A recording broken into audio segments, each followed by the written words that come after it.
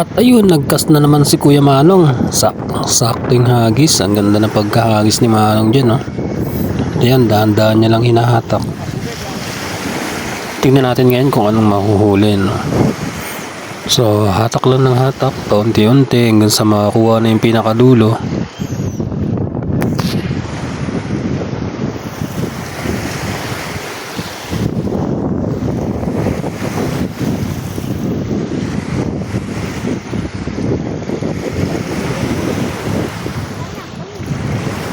Uy!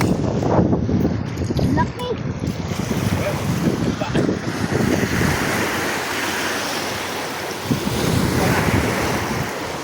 Ano isda yan, Tay? Subi. Subi. Meron na. Kahit sa malapit lang, ah. Sube! Sube! Sube!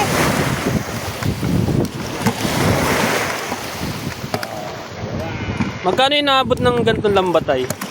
O yan, may kitagilid. May crabs po.